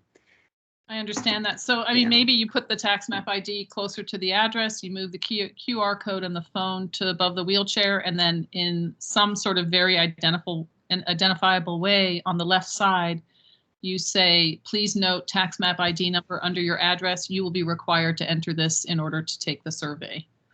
So you put the identifier with the address, but you put the instruction already on the left side. I don't know. I'm just talking off the top of my head. No, I think you're right. I think we somehow need to call it out, and we'll work on it, and we'll bring this back to the work group at the next meeting. Sounds So, good. Elise, did you have another comment?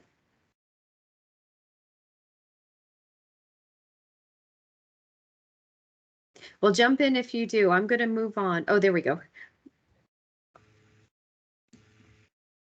So you are unmuted now. I am unmuted, and no, I forgot to put my hand down. Okay, thank you. Okay, so great. Thank you very much for that input. I'm glad you all looked at this, and we talked about the next slide, which is some accessibility issues, the language issues, and yeah. So there we go. So we talked about that, and the 3-day turnaround if they want the paper copy in a different language. So one thing, at the last meeting, I told you, oh, Sarah, go ahead. I'm sorry. I was asked to ask this question. Is the tax map ID number something that people could look up, say, on somebody else's house and then just like submit a survey on, even though they don't really live there?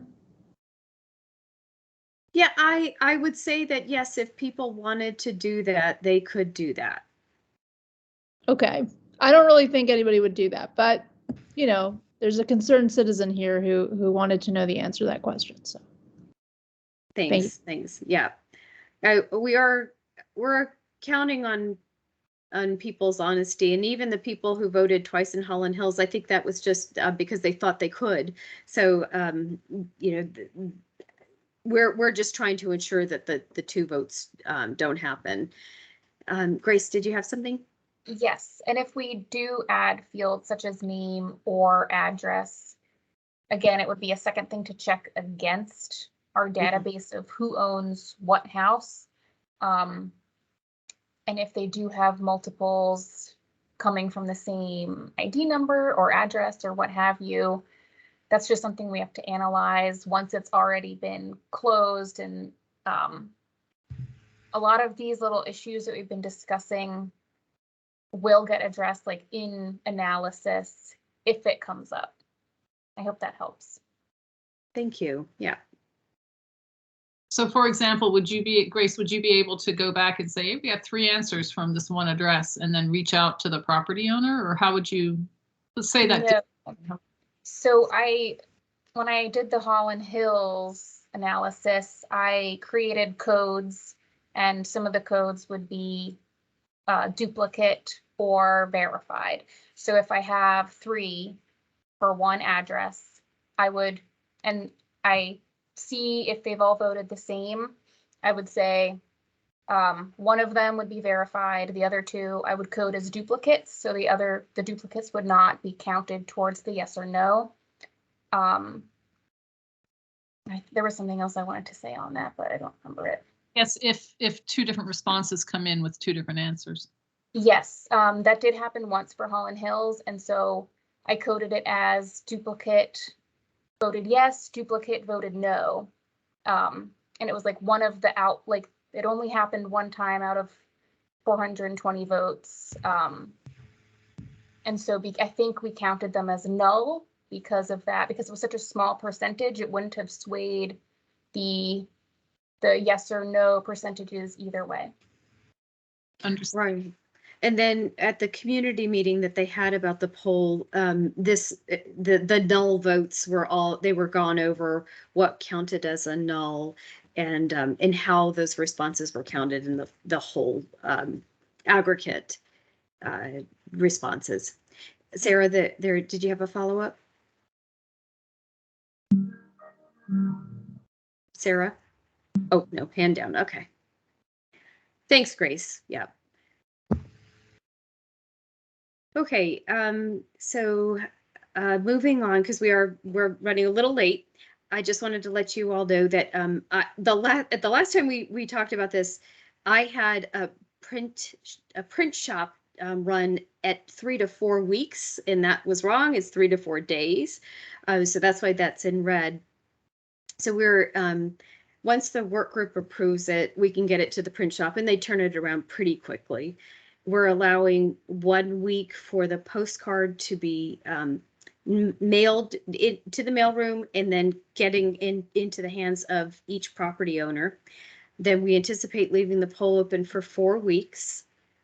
The mail-in ballots must be postmarked on the same day that the poll closes. So when somebody requests a mail-in ballot, we'll let them know that, and we may even print that at the top so everybody understands that that's when that they have to have their mail-in ballots postmarked on the same day that the poll closes. Again, they'll have to have the parcel number or address on the ballot in order to be counted, and we will make sure that the mail-in ballots have that printed when we send it out. We're allowing 3 to 4 weeks for a tabulation. So all told, the community meeting to present the poll results will be approximately 8 to 10 weeks after the poll launch. And then next slide. Thanks. Okay. So we had talked about having a community meeting in May. I think we're going to need to push that out a bit to June. At the next meeting, at the April meeting, we're going to be bringing the questions back for your review and approval, the postcards back for your review and approval. And then there are some outstanding questions, and they've come out tonight that I want to bring back to the work group. I realized that at the last meeting, I realized the topic was brought up about the homes on Upper Executive Avenue. And I don't think that's ever been discussed with the work group. So I think that we need to have a specific work group session to talk about the homes on Upper Executive and perhaps the school and the park and the rec center. So those are all things that topics that I want to talk through with the work group. And I don't think that they've really been discussed in this venue. So I wanted to give you all an opportunity to talk about them and to talk about them with me and give me your input on those properties. So I'd like to use April's meeting to work through those issues and then bring the poll and the postcard back to you. I think that will be, I'm hoping that will be quick because we did a lot of elbow work getting this done tonight. And I appreciate your time and your attention to this. Keith. Just a quick question. Would it be helpful to you if we did an informal contact with the people on Upper Executive to see how they feel about joining or not joining? Yeah, I think that that would be, yes, I think that would be helpful for you too, but to get a sense of that. I know that that community was originally polled at the beginning of this process. Yeah, hi Edith, go ahead. I just wanted to, in case this might save a lot of discussion. So for other reasons, I had reached out to one of the neighbors who lives up there, and she said, oh, by the way, what's going on with the HOD? When I mentioned it to her, she said, did you ever get the poll? There was a poll that came around to she lives in one of the cottages, not in one of the HRA homes. And she said there was a poll that went around, just wondering if you all ever got it. I said, no, we'd be really happy to have it. And so she has offered, and Keith and David, I can get together with you and share who that is. I think David already knows.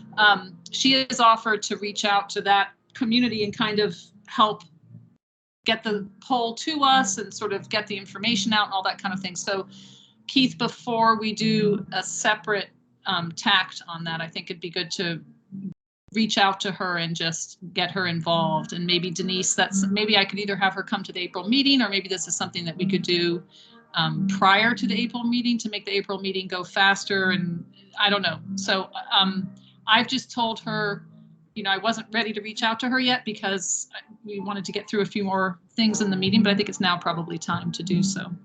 I think that'd be great if one of the neighbors did the polling. I think that'd be a lot better than a stranger doing it.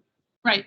So that's why I want to take her up on her offer. She and I have both just been busy, so I can cycle back to her now, and then I will maybe do so involving the working group sort of on a short list.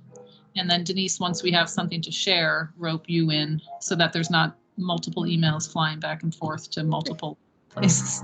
That sounds good. No, that sounds, and it does sound like they're obviously having conversations amongst themselves, and it would be good, yeah, if Right. either the Civic Association or somebody on the work group contacted them.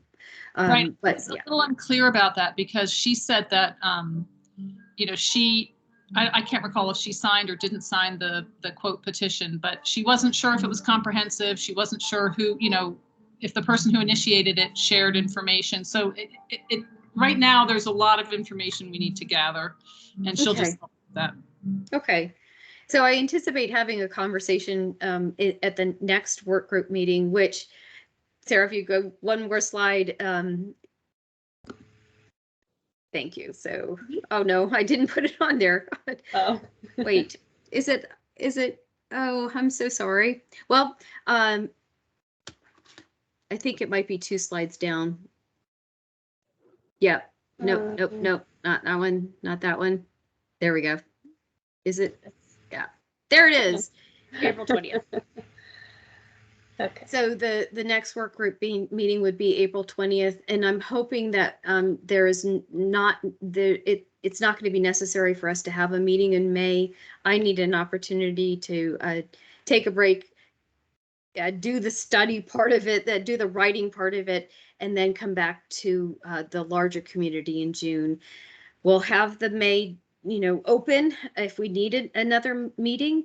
I'm happy to have another meeting if the work group wants one. But as far as I can tell, I think the April meeting will probably be our last before the larger community meeting in June. So Edith and Keith, you both have your hand up, and I can't tell if they're old hands or new hands. Okay. I only had mine up for a split second. We are running into a little bit of difficulty in that we have learned recently that we need liability insurance to gather, and we are not an HOA, we're an HRAC, we're a civic association, so that presents a bit of a problem, and it's sort of, I'm not gonna say alarming, but it is sort of remarkable that that's suddenly something that's being enforced. So it looks as if it might be that the Woodburn cafeteria isn't available to us, and that could curtail our involvement. That's being studied right now by the Civic Association, so we might have a way out. Is this for the community meeting, Edith? Yes. Why can't the counties? Yes. So we will be putting that meeting on. Yeah. So then we don't have to worry about that. Okay, that's actually really good information to know, because with that, we can probably, so when we book, this is specifics, Denise, I can probably reach out to you separately. Yeah. But when we book with whatever that buddy system is, we just put in the Fairfax County government as. No, we will take care of everything. Okay, so you'll actually go ahead and book the cafeteria as well. We will find the room. We'll work with the supervisor's office. The community meeting will be done in conjunction with the supervisor's office. Great, perfect, thank you. I highly recommend the cafeteria because there are a lot of people who might not make it otherwise. Okay, great, good. That's good to know. Thank you. Thank you. Okay, so Sarah, I'm sorry, could you go back to the timeline? I just want to, before we end, I just wanted to kind of hone in on the timeline. We're talking about potentially, these are just potential dates, June 15th for the community meeting, and I think that's the 3rd Wednesday in June, so keeping with our regular schedule. And then a week later, opening the postcards are mailed and the poll opens, holding it open until the end of July, and then I'm coming back to you the first week of September with the poll results. I did have a quick question about whether we would be coming back to the Civic Association, the work group, or a larger community meeting with the poll results. And we don't have to answer that now, but if you all could be thinking about that, who exactly we're presenting the poll results to.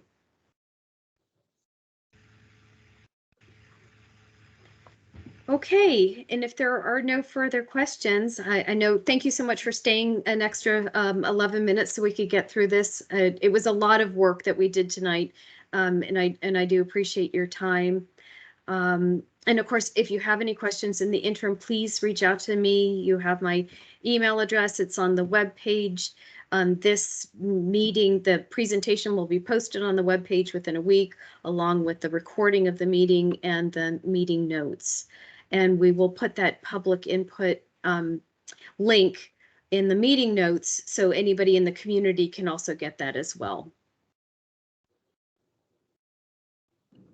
All Thank you right. all. Thank you. Thank you. And thank you very much, Sarah, for facilitating that discussion. Really Sure thing. appreciate it. Okay, well, with that, we'll see everybody in a month. Thanks Thank very much. you. Good night. Good night. Thank you. Bye.